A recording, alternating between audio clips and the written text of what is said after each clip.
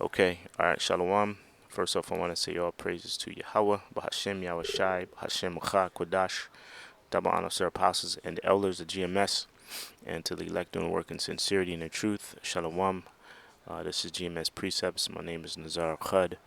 And real quick, I don't have a title for the show, but it's going to deal with communication, right? I got the idea from the brother that called me up. Zakar. Shout out to Zakar, elder Zakar. And being able to being willing and able. Well, it says right here, but being willing to communicate, right? Because communication is a big thing in general, right? But in particular, when you're going through any type of situation or struggle or hardships, it's good to speak about it, right? It's good to speak about it. Now, you don't have to speak about everything that you go through, but certain things is good to speak about, right? Because if we're one body and we understand that Yahawashi, the spirit of Yahawashi works with us, we can help a brother, man, because it's the Most High that's really helping you, right? This is how we're able, certain brothers have talents of being able to decipher dreams, right? I'm thinking of one brother right now. When you tell him a dream, he, oh, this I perceive it means this and that. Like, oh, so there are times when brothers can help out, right? Whether it be on a spiritual level or whether it be on a physical level. Like if a brother's going through any hardships financially or needs food or whatever, clothes, it's good to communicate. Well, the scriptures say it's good to communicate, okay? Because you know us brothers, we don't have that spiritual power yet. I can't magically know what's in your fridge, or I can't magically know what's in your bank account if you don't physically if you don't communicate that, right? So let me not blabber. This is I got this is First Peter's 1 and 6, First Timothy, excuse me, First Timothy 6 and 18. It says they that they do good, that they be rich in good works, ready to distribute, willing to communicate. I just wanted to go to the point here. This whole chapter is good, but I wanted to go to the point here. This is going into brothers that um are you know if a brother can help out, right? You're supposed to do what? They that do good, that they be rich in good works. So if you're well off, if you've got the monetary means to help a brother out, right? If you're rich, be rich in what? Be rich in good works. Being ready to distribute, right? Because you have to understand those blessings, so-called blessings or minor blessings that we get on this side, it wasn't given to you for no reason. It was given to you to see what the Most High would give you something or do something for you to see what you'll do with it, or to see how you act with it, right? If you're in the spirit, right, and if you're a good brother, and if you're well off, you're gonna what? You're gonna help another brother out, right? But in order to help somebody out, that brother that needs help has to be willing to communicate.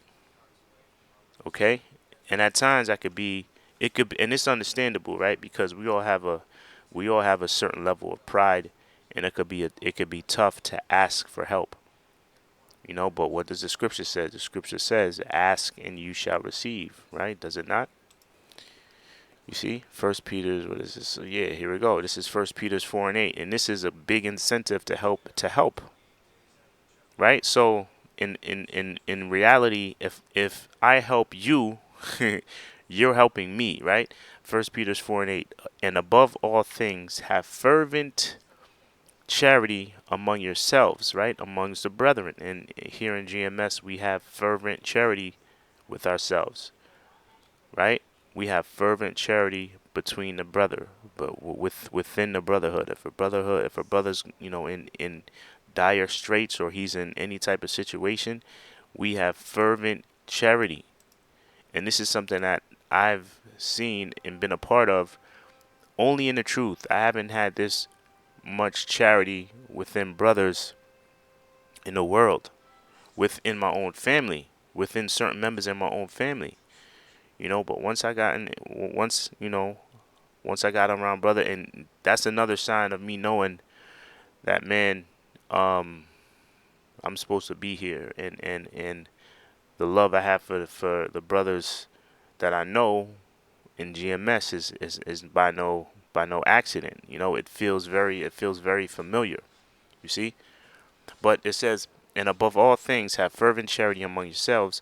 For what?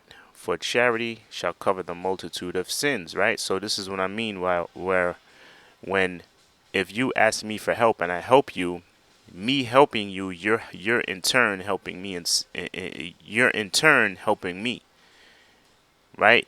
Because why? Because a charity covereth the multitude shall cover the multitude of sins. Because we all go off, right? But how can one make amends for unwillingly go off? I'm not talking now a nigga. Now I gotta say this as a disclaimer.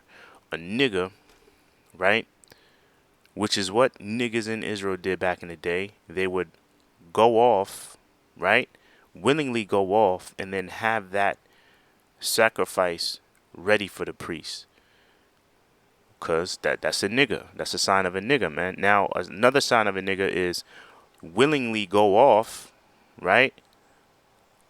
Knowingly commit adultery with, as an example, knowingly commit adultery with another woman, and then you know what? Oh, this brother said he's tight. I'm gonna give him some money, or the next brother that's uptight, I'm gonna get him some money, right? Because First Peter 4:8, charity cover a whole multitude of sins. That's wicked. You see, that's not talking about that, right? And we all unwillingly sin, and how do you cover that sin? With charity. You see, with charity. I gotta say that disclaimer because niggas. All right, so First Peter's 3. I'm sorry, First John. I got my scriptures and names. First John 3. I can start at 16. It says, "Hereby perceive we the love of the Most High, because He laid down His life for us." Who's the He? The He is who? Yahawashi, none other than the man Yahawashi, King of Kings, Lord of Lords. He laid down His life for us. He not only laid down His life for 144,000 and the elect, He laid down His life for the whole nation of Israel. Right? So it's saying here, hereby perceive we the love of the Most High. Right? Because He laid down His life for us, and we ought to lay down our lives for the brethren. Right? So if we need an example of how to be within brothers or towards our brothers, we had the example here in flesh, in real time, and it was by the name of Yahawashi. She was a perfect example of how to be with brothers or with brethren, right? Did not the scripture said He washed the apostles' feet? Right? He came and said, I came to minister unto thee.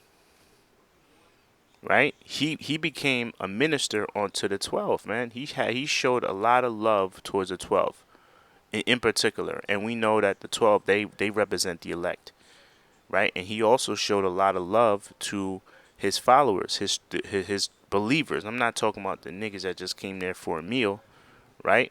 But he had the ones that needed healing, the ones that needed that were sick, and he healed them, right? Those followers, his follower, he had a lot of love for his followers. He had a lot of love for his followers, Yahawashi. He had a lot of love for the apostles.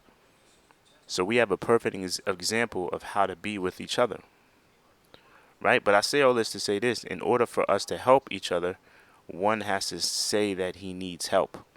And I understand we all, like I said, we all have a certain level of pride. It's hard to do it, but the scripture says, ask and you shall receive. You see? But whoso hath this world's good, and seeth his brother have need, and shutteth up his bowels of compassion from him, how dwelleth the love of the Most High in him? So anybody that sees that a brother needs help and doesn't help him, and shuts off the valve or bowels of compassion, the love of the Most High is not in that man. You a nigga, the love of a nigga is in that man. You see? Verse 18, my little children, let us not love in word, neither in tongue. How should we love? But in deed and in truth, meaning in action. That's how you show love to a brother. And here at GMS, we're more than willing to do so. And we learned, we had examples from in the scriptures, particularly Yahawashi, like the scripture speaking about, and also in real life. Now we had that example through our apostles. Our apostles, we learned how to treat each other by how the apostles treated us, or how the apostles treat us. You see, right? Because they're very brotherly, man. You know. But all right, I think that's it. I think I got the point. Lord willing, you brothers and sisters were edified. Until the next show, shalawam.